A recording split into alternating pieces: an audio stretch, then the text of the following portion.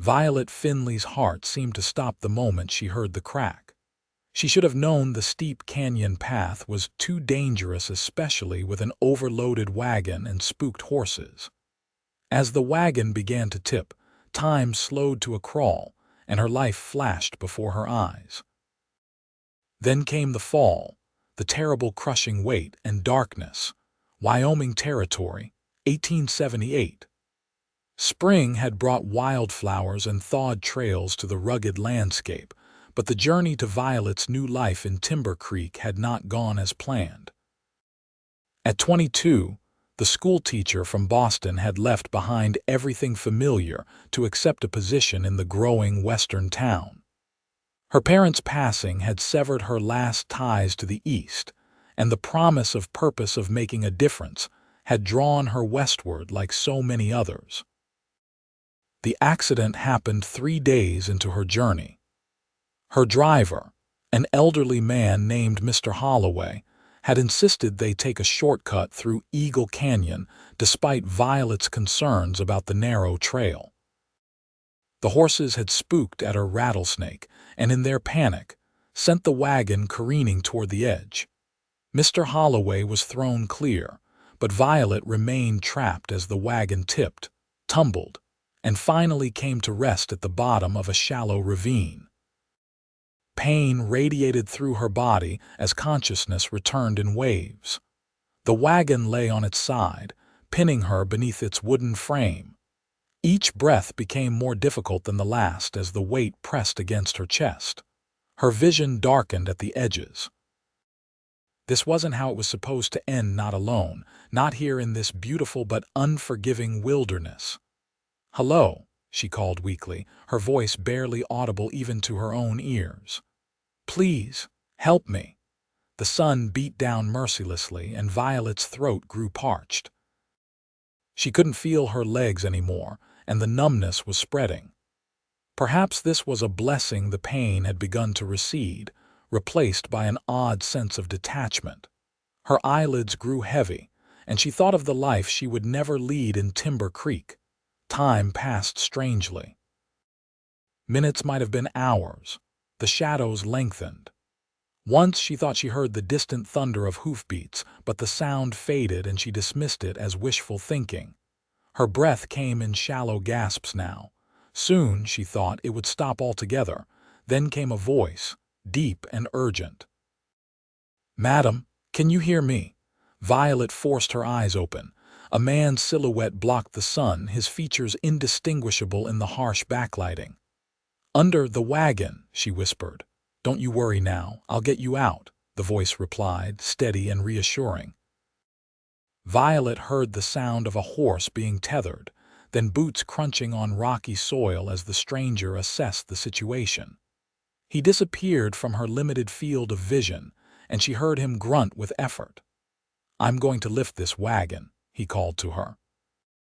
"When I do, I need you to try to move away if you can. Do you understand?" "Yes," she managed, though she doubted her ability to move at all. The wagon shifted slightly and pain shot through her body. She bit back a cry. "On the count of 3, the man said. 1, 2, 3. With a tremendous heave, the wagon lifted. Light flooded Violet's vision and air rushed into her lungs. Despite the pain, she dragged herself a few inches backward using her arms. The wagon crashed back down where she had lain moments before. Strong hands gently turned her over. For the first time, she saw her rescuer clearly, a tall man with sun-bronzed skin, piercing blue eyes, and a face weathered by years under the open sky. His dark hair was streaked with dust, and concern etched deep lines around his mouth. "You're safe now, miss." "I've got you," he said, kneeling beside her. "Thank you," Violet whispered, her voice raspy. "I thought I was going to die." "Not today," he replied firmly. "The name's Preston Yates. Most folks call me Prees." "Violet Finley," she said, wincing as she tried to sit up. "Easy now, Miss Finley. You've been through quite an ordeal." His hands were gentle but firm as he supported her shoulders. "Can you tell me where you're hurt?" Violet took stock of her body. "My chest," Ribs and my right ankle. I can't feel my legs properly. Preston nodded gravely. Could be the circulation was cut off. Let me check that ankle first. He moved carefully, examining her injured limb with surprising tenderness for such large, calloused hands. It's swollen bad, might be broken. His eyes scanned the ravine. What about your driver? Was someone traveling with you? Mr. Holloway. He was thrown clear. I think. Violet suddenly felt guilty for not asking about the elderly man sooner. I'll look for him, Preston said, standing. But first, let me get you some water and make you comfortable. He strode to his horse and returned with a canteen and a bedroll. After helping her drink, he fashioned a makeshift pillow and carefully elevated her injured ankle. I'll be right back, he promised, then disappeared up the slope. Violet lay there, the pain returning in waves as sensation gradually returned to her limbs. She studied the cloud patterns overhead, focusing on them to distract herself from the throbbing in her ankle and ribs. Preston returned too quickly, his expression grave. Mr. Holloway? Violet asked, already knowing the answer from his face. Preston removed his hat and knelt beside her. I'm sorry, Miss Finley. He didn't make it. Looks like he hit his head on the rocks when he was thrown. Tears welled in Violet's eyes. She had only known Mr. Holloway for 3 days, but he had been kind, sharing stories of his grandchildren and offering fatherly advice about life in the West. What happened out here? Preston asked gently through her tears. Violet explained about the shortcut, the rattlesnake, and the panicked horses. Preston listened without interruption, his blue eyes never leaving her face. The horses? She finally asked. One's dead. The other ran off, I reckon. He replaced his hat. Night's coming soon. We need to get you somewhere safe. My cabin's about 2 hours' ride from here. What about Mr. Holloway? I'll come back for him tomorrow. Give him a proper burial. Preston's voice was respectful but practical. Out here, the living had to take priority. Can you sit up a bit more? He asked. When she nodded, he helped her into a more upright position. I'm going to lift you onto my horse. It'll hurt, but I'll be as gentle as I can. Violet nodded again, steeling herself. Preston gathered her in his arms as if she weighed nothing.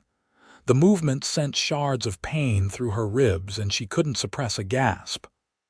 I'm sorry, he said, his voice genuinely remorseful.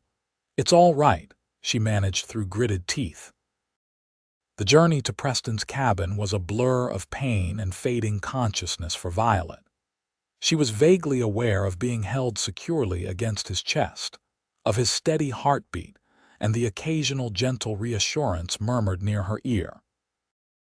The rocking motion of the horse lulled her into a semi-conscious state. When they finally arrived, dusk had fallen. Through half-closed eyes, Violet glimpsed a modest log cabin nestled against a backdrop of pines. A small corral stood nearby with 2 horses that whinnied at their approach. Preston dismounted carefully, still cradling her in his arms, and carried her inside. The cabin was simple but clean, with a stone fireplace, a wooden table and chairs, and a bed in the corner. He laid her gently on the bed and lit a lamp. Let me get a fire going, he said. Then I'll see to your injuries. Violet watched as he efficiently built a fire in the fireplace. Within minutes, the cabin grew warmer, and the dancing flames cast a golden glow across the rustic interior. Preston moved with the confidence of a man accustomed to self-reliance. He returned to her side with a basin of water and clean cloths. I need to check those ribs and clean any cuts. I'll be as respectful as I can. Violet nodded, understanding the necessity. Her traveling dress was torn and dirty, and she could feel several painful spots that likely needed attention. With unexpected delicacy, Preston helped her out of her torn outer garments, leaving her camisole and petticoats intact.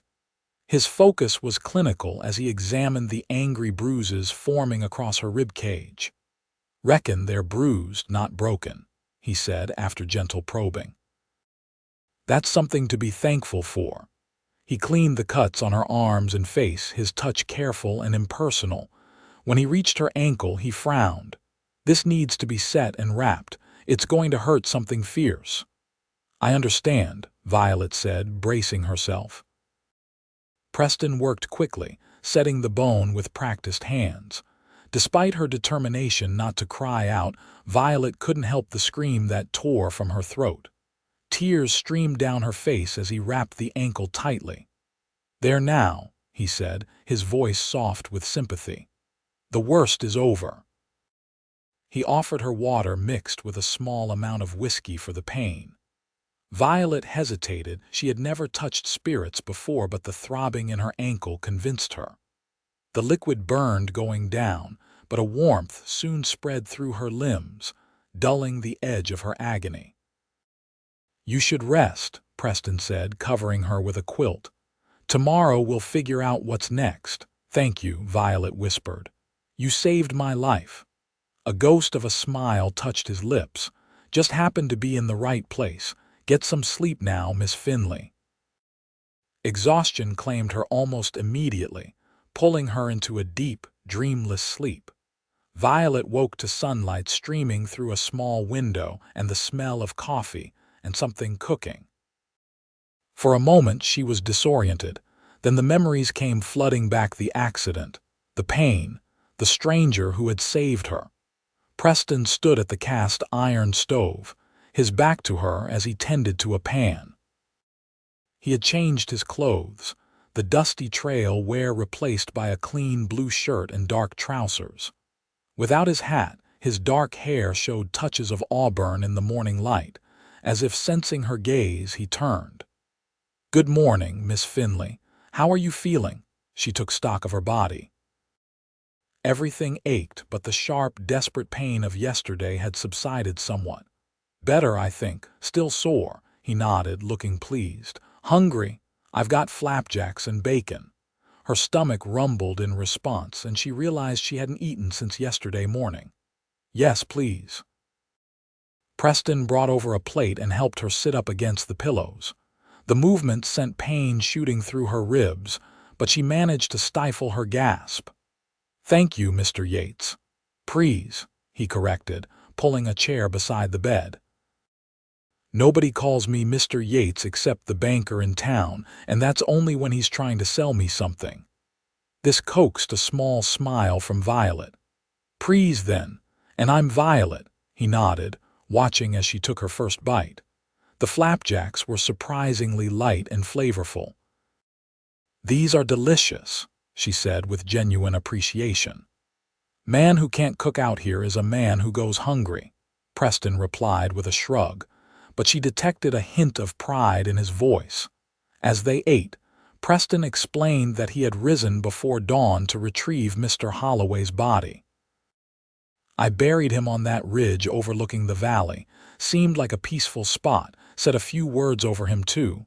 Tears pricked at Violet's eyes. Thank you. That was very kind.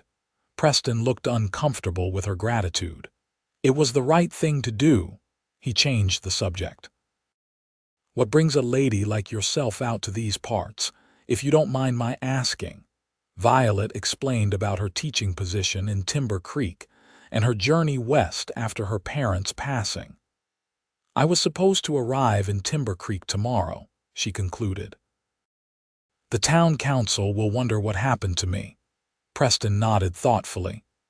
Timber Creek's a 3-day ride from here given your condition. I know the sheriff there, Jim Blackwell. Good man. I could get word to him about what's happened. Would you? I'd be most grateful. I need to head to Sweetwater today for supplies anyway. I can send a telegram from there. He hesitated. The thing is, I can't leave you alone in your condition. Would you be comfortable traveling to Sweetwater with me? It's only a couple hours' ride. There's a doctor there who could look at that ankle properly. Violet considered his proposition. She hardly knew this man, yet he had saved her life and shown her nothing but kindness and respect. Her instincts told her she could trust him. Yes, I think that would be best, she agreed. Preston seemed relieved. Good. We'll leave in an hour or so. I've got a wagon out back we can use. It'll be easier on your injuries than riding horseback. While Preston prepared for their journey, Violet took stock of her situation. Her trunk had been on the ill-fated wagon, containing all her worldly possessions, clothes, books, teaching materials, and the few keepsakes she had brought from her former life. Everything was gone. As if reading her thoughts, Preston approached with a bundle of cloth. "These were my sister's," he explained. "She stayed with me for a spell last year, left some things behind. They might be a bit large on you, but they're clean." Violet accepted the simple cotton dress and shawl gratefully. "Your sister, does she live nearby?" "Kate's in Denver now. Married a shopkeeper there." A fond smile crossed his face. "She writes regular, though." He helped Violet to stand, supporting her weight as she tested her injured ankle. The pain was intense but manageable if she didn't put weight on it. "I'll step outside while you change," Preston said. "Call if you need anything." Changing proved more difficult than Violet had anticipated. Every movement sent jolts of pain through her ribs, and balancing on one foot was precarious. Still, she managed, not wanting to call Preston back for such an intimate task. The dress was indeed large, but clean and comfortable. When Preston returned, he carried a sturdy branch that had been stripped of its bark and shaped into a makeshift crutch. "Figured you might need this," he said, offering it to her. "You're very thoughtful," Violet said, touched by his consideration.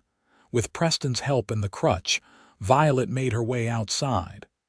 The morning was glorious, with clear blue skies and a gentle breeze that carried the scent of pine. Preston's cabin sat in a small clearing surrounded by forest, with mountains rising in the distance.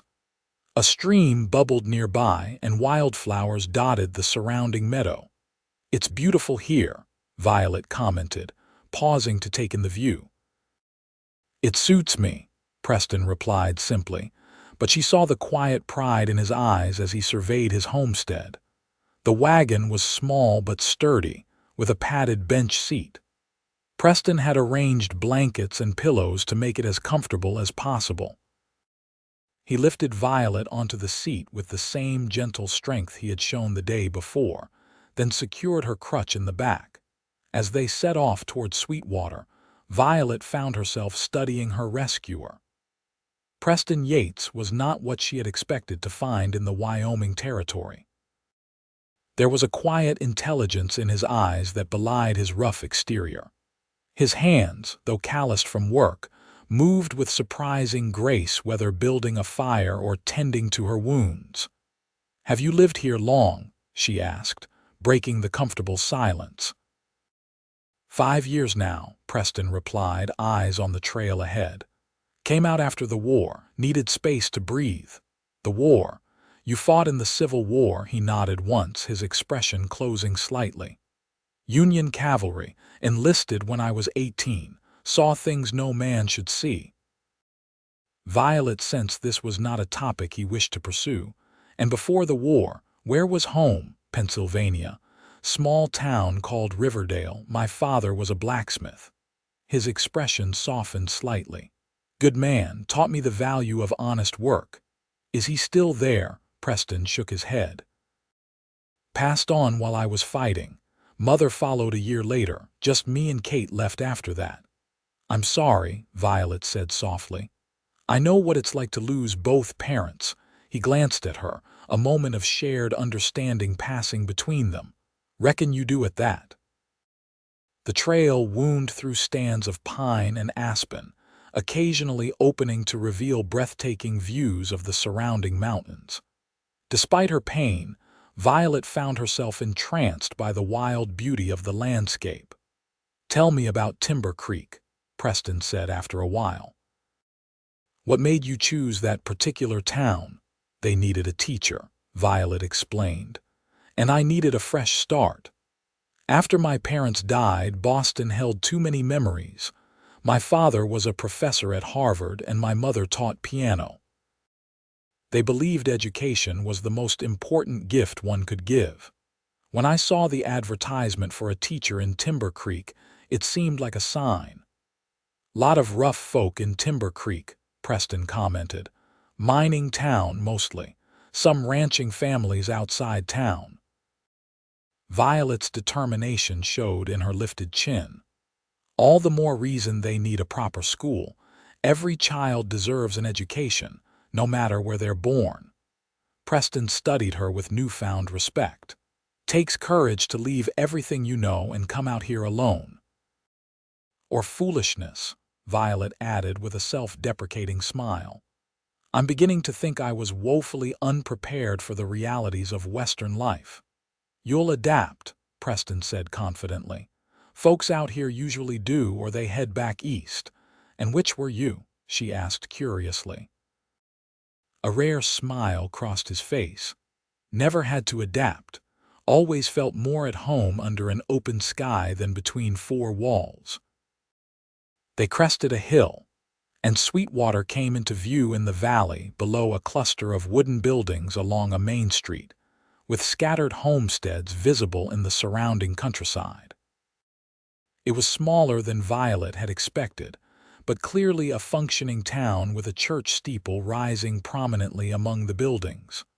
"Not much to look at," Preston commented, "but they've got what we need.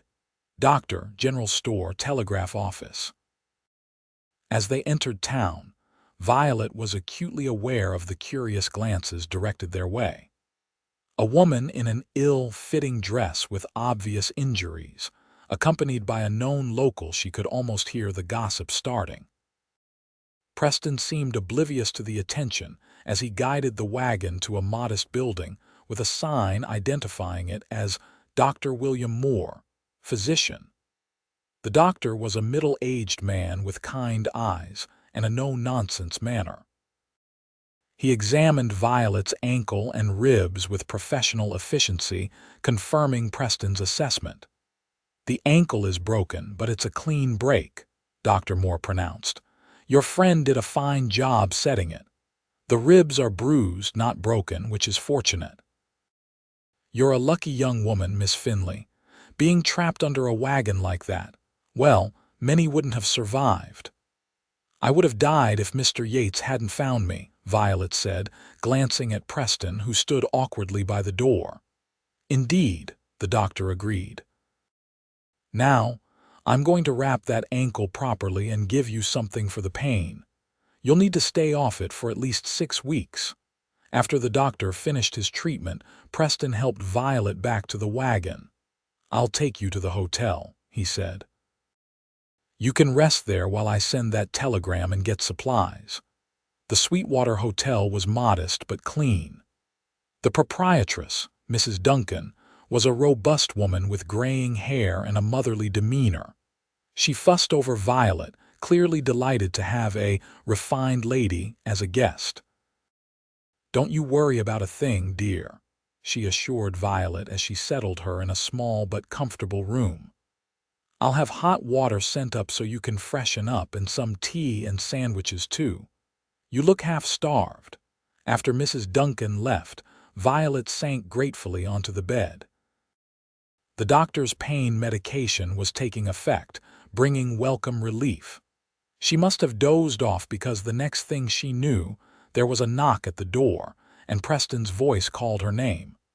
"Come in," she replied, struggling to sit up.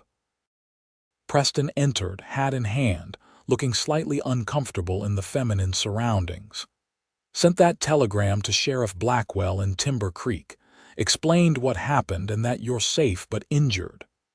"Thank you," Violet said sincerely. Preston nodded, then hesitated. "There's something else. I went back to where your wagon crashed, looked around some more, found this." He reached into his pocket and pulled out a small, slightly dented silver locket. Violet gasped, reaching for it with trembling hands. "My mother's locket. I thought it was lost forever." "Was still on a chain, caught in the wagon splintering. Thought it might be important." Tears filled Violet's eyes as she clutched the precious memento. "It has my parents' miniatures inside. It's the only picture I have of them." She looked up at Preston, unable to express the depth of her gratitude. "Thank you, truly." He shifted uncomfortably under her emotional gaze. "It was nothing."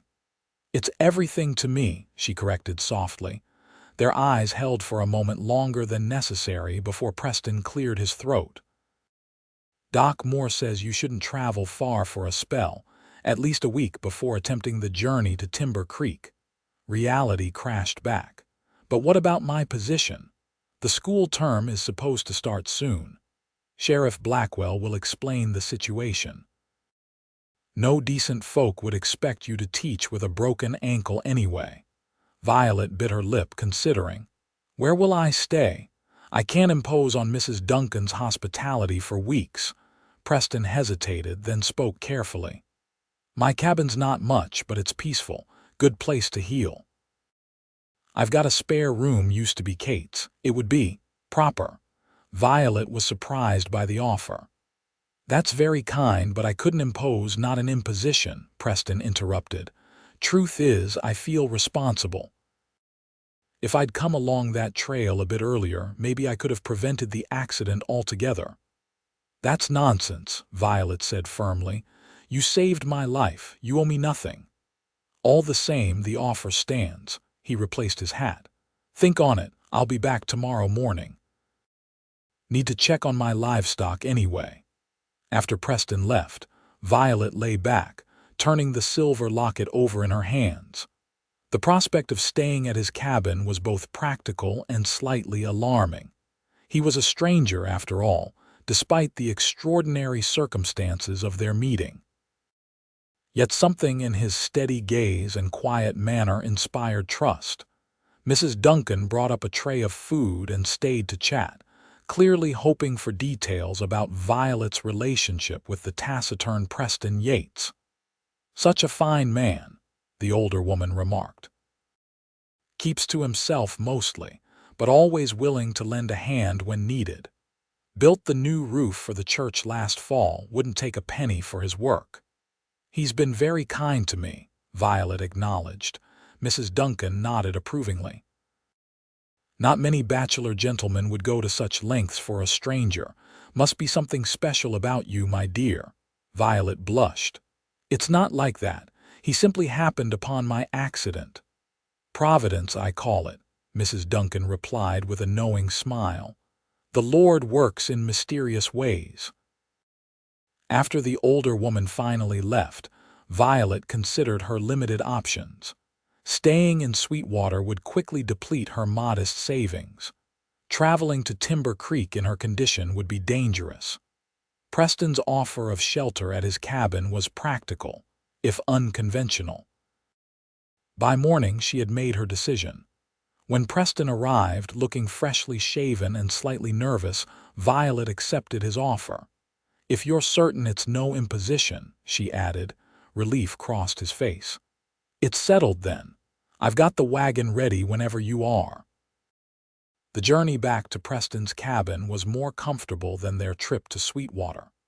The doctor's treatment and medication had eased Violet's pain considerably, and Preston had arranged pillows and blankets to support her injured ankle.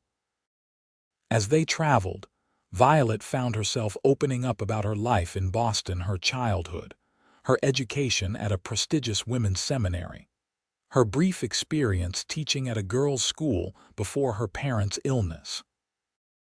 Preston listened attentively, asking occasional questions that revealed his own intelligence and curiosity. In turn, he shared small pieces of his own story, his apprenticeship in his father's blacksmith shop, his experiences during the war that had left him with a distaste for crowded places and loud noises, his journey west seeking solitude and purpose. "Found work as a ranch hand first," he explained. "Saved every penny until I could buy my own piece of land. Built the cabin myself. Started with 3 horses. Got 15 now." "You raise horses?" Violet asked, interested. Preston nodded, a flicker of pride crossing his face. Best quarter horses in the territory. Breed and train them for ranch work, mostly. When they reached the cabin, Violet saw it with new eyes. What had seemed merely adequate the night before now appeared charming in its simplicity. The log structure was solid and well crafted, with a covered porch and neat stone steps. Wildflowers grew along the path, and the surrounding meadow was dotted with blue lupine and Indian paintbrush. Preston helped her down from the wagon with gentle hands. "Let me show you to your room."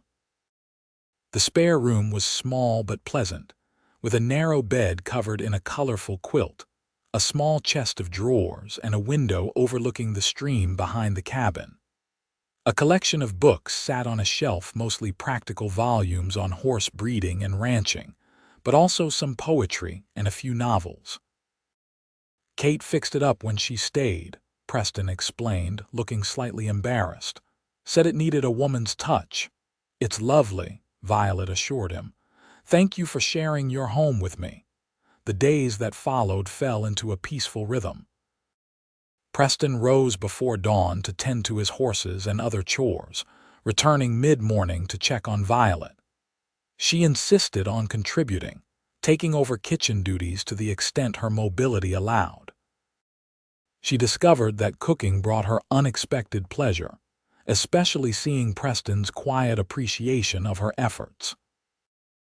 In the afternoons, Preston often worked nearby mending tack, carving a new chair, or repairing fences while Violet sat on the porch with one of his books, her injured ankle propped on a stool.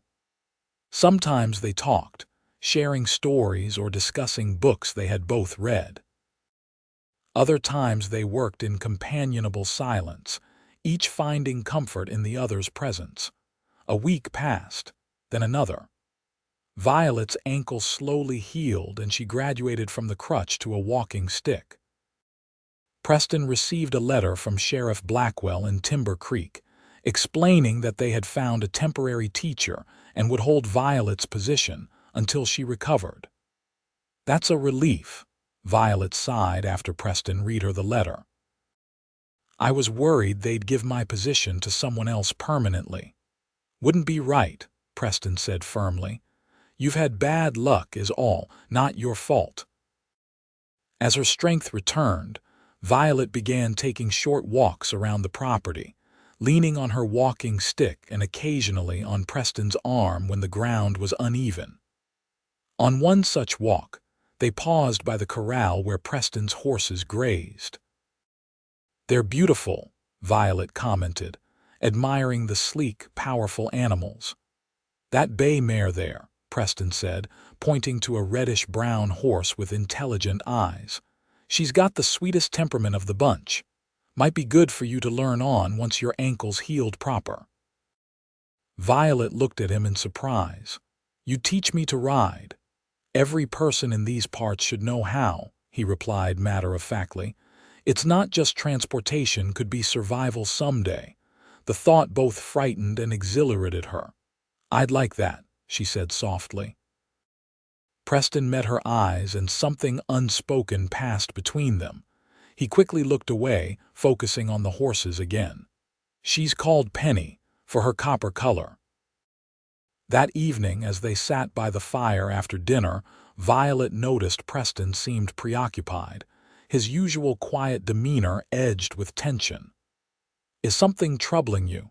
she asked gently. He stared into the flames for a long moment before answering. "Been thinking about your situation. You'll be well enough to travel to Timber Creek soon." "Yes," Violet agreed, surprised by the pang of regret the thought brought. "Perhaps another week or two," Preston nodded, still not meeting her eyes. "Got a letter today from the livery stable in Sweetwater. They've got a replacement wagon they're holding for you. Sheriff Blackwell arranged it compensation for your accident, seeing as how it happened on a trail the county claimed was safe for travel." "That's very kind of him," Violet said, though the prospect of leaving suddenly seemed less appealing than it should have. "Also," Preston continued, his voice carefully neutral, There's a family heading to Timber Creek next week. Campbell is their name. Good folks. They've offered to escort you if you're ready by then." Violet studied his profile, highlighted by the dancing firelight. Was that reluctance she detected in his carefully composed expression? "That would be sensible," she said slowly, "though I've grown quite comfortable here."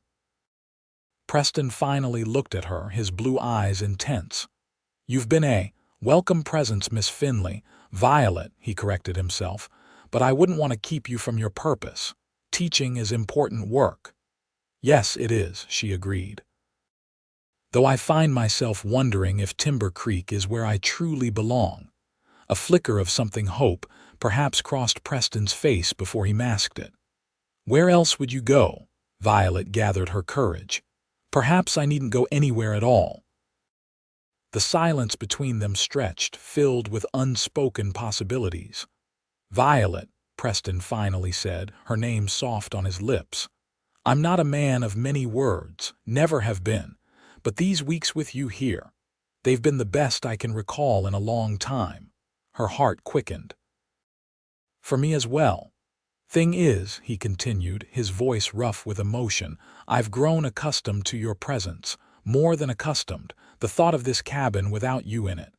He trailed off, searching for words. "Yes," Violet prompted gently. "I'm not asking you to give up your teaching," Preston said in a rush. "Timber Creek's not but a few hours' ride. You could still take that position if you wanted, but maybe you could consider making your home here, with me." Violet's breath caught. "Preston Yates, are you proposing marriage to me?" He looked startled, then determined. "Reckon I am, though I'm making a poor job of it." He moved from his chair to kneel awkwardly before her. "I know it's sudden. We've known each other barely a month. But I feel like I've waited my whole life to find you. Will you marry me, Violet Finley?" Tears filled Violet's eyes. This taciturn cowboy with his quiet strength and gentle hands had somehow worked his way into her heart when she wasn't looking. "Yes," she whispered. "Yes, I will marry you." The joy that transformed Preston's weathered face was beautiful to behold. He reached for her hands, holding them reverently. "I promise to be a good husband to you, to support your teaching, to build a life worthy of you." "You already have," Violet replied softly. Their wedding took place 2 weeks later in the small white church in Sweetwater. The ceremony was simple but heartfelt, attended by a handful of Preston's friends and neighbors. Mrs. Duncan from the hotel cried openly throughout, while Sheriff Blackwell from Timber Creek stood as Preston's best man. Violet wore a new dress of pale blue, purchased from the general store with money Preston had insisted on giving her. "A bride should have something special," he'd said gruffly when she protested the expense. Her mother's silver locket hung around her neck, carrying her parents' blessing. Dr. Moore pronounced them husband and wife with evident satisfaction. "Never thought I'd see the day Preston Yates took a bride," he commented jovially at the small reception afterward. "You must be a special woman indeed, Mrs. Yates." The name sent a thrill through Violet. Mrs. Yates. She was no longer alone in the world. They returned to the cabin, their home now, as the sun was setting, painting the mountains gold and pink. Preston carried her across the threshold, despite her protests that her ankle was nearly healed. "It's tradition," he insisted, setting her gently on her feet in the main room, which had been transformed with fresh wildflowers and new curtains at the windows, his wedding gift to her. That night, as husband and wife, they discovered each other anew. Preston's hands, so capable in working with horses and building fences, proved equally adept at igniting passion. Violet, for her part, surprised herself with the depth of her response to his touch. What began as tentative exploration soon blazed into mutual desire, their bodies finding a rhythm as natural as breathing. Afterward, lying in each other's arms, Violet marveled at the strange journey that had brought her here from a broken wagon to a whole heart. "I was thinking," Preston said, his voice rumbling against her ear where it rested on his chest. "We could build onto the cabin, add a proper parlor, maybe a couple more bedrooms for the future." Violet smiled in the darkness. "For children, if you want them," he replied cautiously. "I'd like a family with you, Violet, but I know teaching is important to you too." "I want both," she said firmly. "A family and my teaching. The school board in Timber Creek has agreed I can start after harvest time. And they've been without a proper teacher for so long, they're willing to accommodate a married woman teacher." "They're getting the best," Preston said with quiet conviction. The summer passed in a haze of happiness for the newlyweds. True to his word, Preston began expanding the cabin, adding a comfortable parlor and laying the foundation for additional bedrooms. Violet divided her time between helping with the building, learning to ride Penny, who proved as gentle as Preston had claimed, and preparing for her teaching position. Word came from Timber Creek that the schoolhouse was being renovated in anticipation of her arrival. The community, it seemed, was as excited about their new teacher as she was about beginning her career there. As harvest time approached, Violet found herself experiencing unexpected fatigue and morning queasiness. At first, she attributed it to anxiety about her imminent teaching duties. But when the symptoms persisted, she could no longer deny the likely cause. She confirmed her suspicions during a visit to Sweetwater, where Dr. Moore examined her and pronounced her approximately 2 months along. "A spring baby," he said cheerfully. "Strong heartbeat. Everything appears normal, Mrs. Yates." Violet rode home in a daze of wonder and trepidation. How would Preston react? Would this change their plans? Would the school board in Timber Creek still want a teacher who would need to take time away when the baby came? She found Preston in the new parlor, installing windows he had purchased in Sweetwater the previous week. The room was taking shape beautifully, with smooth plank floors and walls adorned with shelves for books. "Preston," she said, her voice quavering slightly, "I have news." He turned, sawdust in his hair, concern immediately replacing his smile of greeting. "What is it? Are you unwell?" "Not unwell exactly," Violet replied, suddenly nervous, "but there will be a change to our plans." Preston set down his tools and approached her, his expression serious. "Tell me. We're going to have a baby," she said in a rush. "In the spring. April, Dr. Moore thinks." For a moment, Preston stood perfectly still, his face unreadable. Then, to Violet's astonishment, he let out a whoop of joy and swept her into his arms, spinning her around before quickly setting her back on her feet.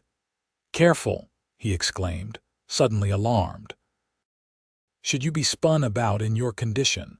Violet laughed, relief and happiness bubbling over. "I'm with child, not made of glass, but perhaps gentler celebrations would be wise." Preston's face was transformed with joy. "A baby," he said in wonder, placing a reverent hand on her still flat abdomen. "Our baby." "You're happy then?" Violet asked, though the answer was written plainly on his face. "Happier than I've ever been," he confirmed.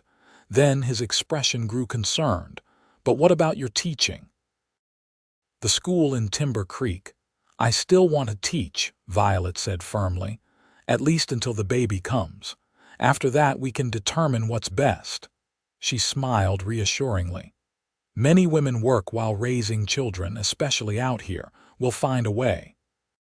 The school board in Timber Creek proved surprisingly accommodating when informed of Violet's condition. Several board members had wives who had taught while raising families, and they understood the realities of frontier life. They agreed that Violet could teach until a month before her confinement and return when she felt ready, with a local woman serving as substitute in her absence. Autumn arrived, painting the landscape in vibrant hues of red and gold. Violet began her teaching career in the freshly renovated schoolhouse in Timber Creek, riding to town each morning on Penny and returning to the ranch in the late afternoon. Preston often met her halfway, riding alongside her on his stallion, Thunderbolt, as she recounted her day's experiences.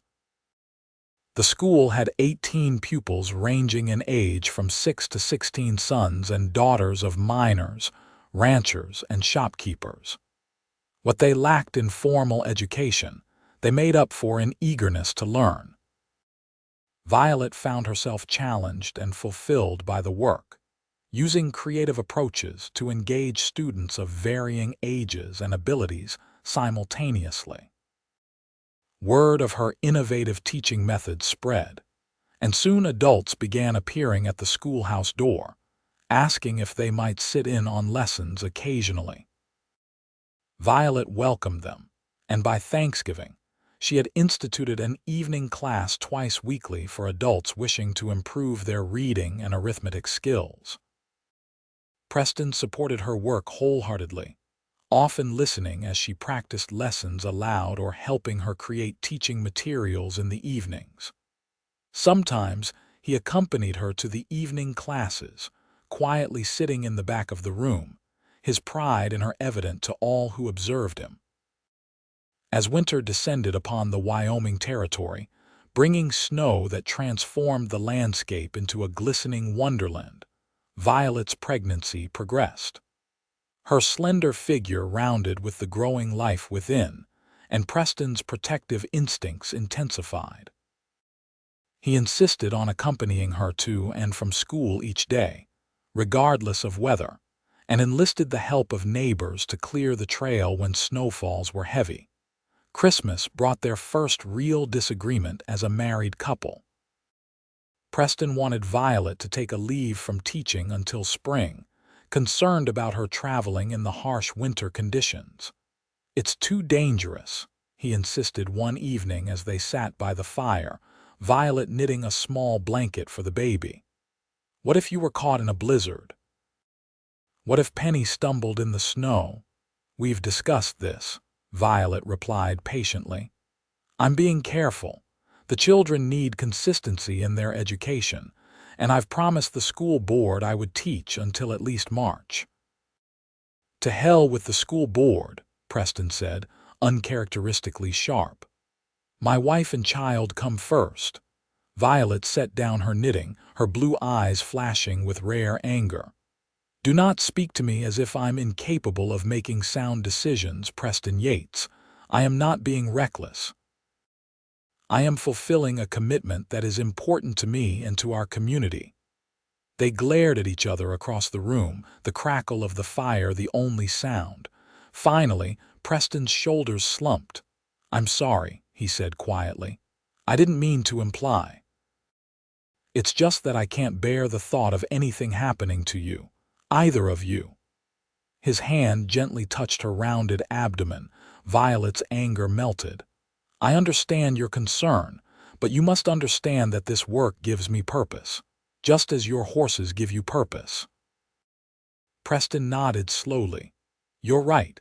I wouldn't want anyone telling me I couldn't tend my animals because of a little snow."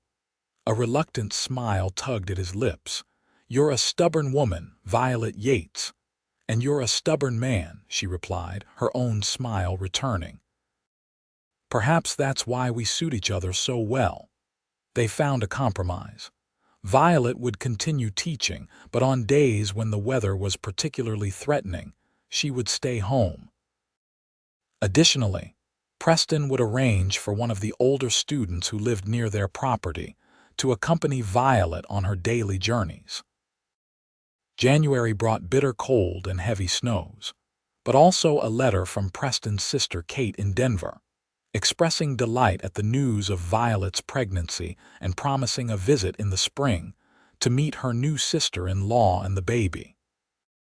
February saw the completion of the cabin's expansion, with 2 additional bedrooms, one for the coming baby and another for guests.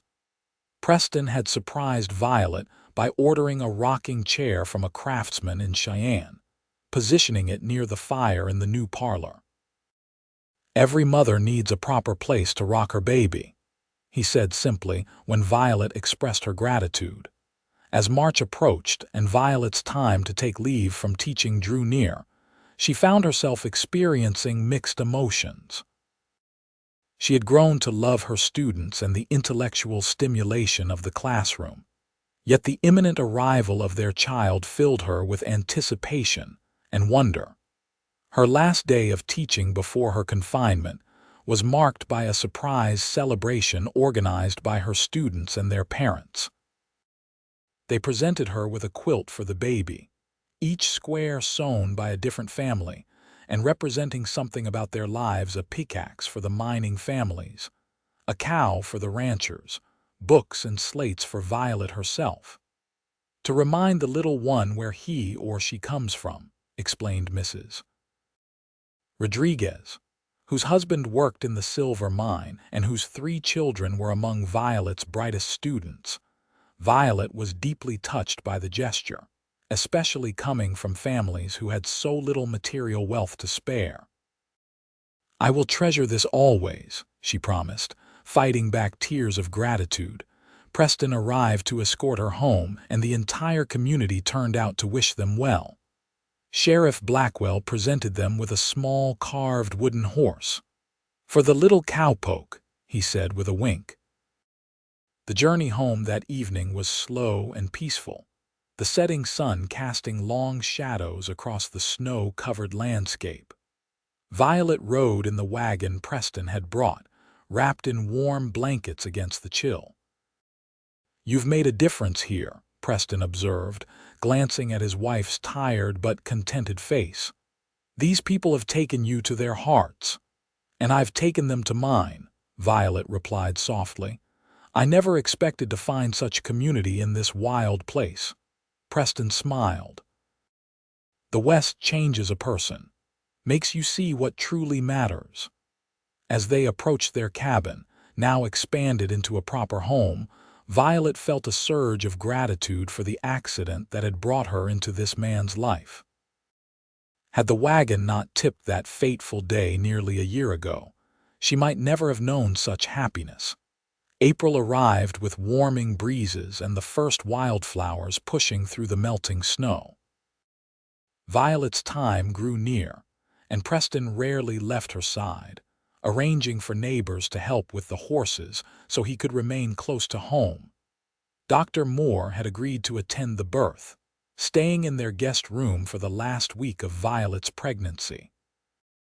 His presence was reassuring, though Violet faced the prospect of childbirth with the same quiet determination she had shown throughout her life.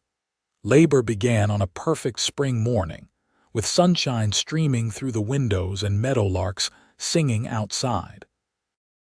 Violet's waters broke as she was preparing breakfast, and Preston's calm exterior cracked momentarily before he gathered himself and sent for Dr. Moore, who was checking on another patient in a nearby homestead. The labor progressed steadily throughout the day. Preston remained by Violet's side, wiping her brow, offering water and murmuring encouragement as the contractions intensified. As twilight approached, Dr. Moore announced that it was time. "You're doing wonderfully, Mrs. Yates," he assured her. "Everything is proceeding normally." The final stage of labor tested Violet's strength and resolve. The pain was unlike anything she had experienced, even when trapped beneath the wagon. Yet beneath the pain lay purpose, the miracle of bringing new life into the world. "I can see the head, Doctor," Moore announced after a particularly strong contraction. "One more push should do it." Gathering her remaining strength, Violet bore down with Preston supporting her shoulders. A moment later, a lusty cry filled the room. "A daughter, Doctor," Moore proclaimed, lifting the squalling infant for them to see. "A perfect little girl." Preston's face was a study in wonder and love as Dr. Moore placed the swaddled infant in Violet's arms. The baby had a dusting of dark hair, and when she briefly opened her eyes, a glimpse of blue. "She's beautiful," Violet whispered, tracing a gentle finger across her daughter's cheek. "Perfect. Like her mother," Preston said, his voice thick with emotion as he perched carefully on the edge of the bed beside them. "What shall we call her?" Violet looked up at her husband, love overflowing. "I was thinking we might name her Hope, because that's what she represents, our hope for the future." "Hope Yates," Preston tested the name, then nodded approval. "It suits her." As the new family nestled together in the warm bedroom of their mountain home, Violet reflected on the strange twists of fate that had brought her to this moment. A broken wagon, a broken ankle, a chance encounter with a quiet cowboy, all steps on the path to this perfect happiness. Preston seemed to follow her thoughts. "Do you ever wonder what would have happened if I hadn't come along that canyon trail when I did?" Violet shook her head. "I believe we were meant to find each other. Perhaps not in such dramatic circumstances, but somehow our paths would have crossed." Preston leaned down to kiss first his daughter's forehead, then his wife's lips. "I thank God every day that I found you under that wagon. Saving your life saved mine too, in ways I didn't even know it needed saving." Hope squirmed in her mother's arms, her tiny fingers wrapping instinctively around her father's calloused thumb. Outside, the last light of day painted the mountains purple and gold, while inside, a family forged in extraordinary circumstances embraced their ordinary miracle. The years that followed brought challenges and joys in equal measure. Violet returned to teaching when Hope was 6 months old, initially bringing the baby with her to the schoolhouse. The arrangement worked surprisingly well, with older students delighting in entertaining the infant during their breaks. Preston's horse breeding business prospered, his animals becoming known throughout the territory for their intelligence and stamina. He built additional corrals and a proper barn, and hired 2 young men from town to help with the expanding operation. Hope grew into a spirited child with her father's dark hair and her mother's quick mind. By age 3, she was reading simple books. By 5, she was helping to teach younger children in her mother's classroom. She was equally at home on horseback, riding a gentle pony Preston had trained especially for her. 2 years after Hope's birth, Violet gave birth to twins, a boy and a girl they named Daniel and Elizabeth. The double blessing brought double joy, though also double the work. Preston proved an attentive father, as comfortable changing diapers and telling bedtime stories as he was breaking wild horses. The Timber Creek School flourished under Violet's guidance, eventually requiring a second teacher as the town grew. She reduced her teaching to 3 days a week, focusing on the older students while mentoring her assistant with the younger ones. The arrangement allowed her to balance her professional calling with her family responsibilities. On summer evenings, the family often sat on the porch of their expanded cabin, watching the sunset paint the mountains while fireflies danced in the meadow. Preston would play his harmonica, a skill he had taken up to entertain the children, while Violet led them in songs. Sometimes neighbors would join them, the impromptu gatherings extending into the night with stories and laughter beneath the star-filled Wyoming sky. On the 10th anniversary of the day Preston had found Violet beneath the overturned wagon, he surprised her with a special gift, a delicate gold bracelet with 5 small charms: a wagon, a horse, a book, a cabin, and a heart. "To remember our journey," he explained as he fastened it around her wrist. Violet touched each charm in turn, tears glistening in her eyes. "As if I could ever forget." They stood together on the porch, watching Hope teaching the 5-year-old twins how to catch fireflies in the gathering dusk. Preston's arm circled Violet's waist, drawing her close against him. "Are you happy, Violet Yates?" he asked softly, though he could see the answer in her glowing face. "Completely," she replied, reaching up to touch his weathered cheek. You know, when I first came west, I thought I was seeking a new beginning, a purpose. I never imagined I would find so much more. Preston turned his face to kiss her palm. What did you find? Violet smiled, her heart full as she gazed at their children playing in the meadow, their laughter carrying on the evening breeze. Everything, she said simply. I found everything. And in that moment, the memory of pain and fear beneath a tipped wagon seemed like a small price to pay for the lifetime of love that had followed. The breath that had been fading from her body that day had been restored tenfold, giving her not just life, but a life more abundant than she had ever dreamed possible.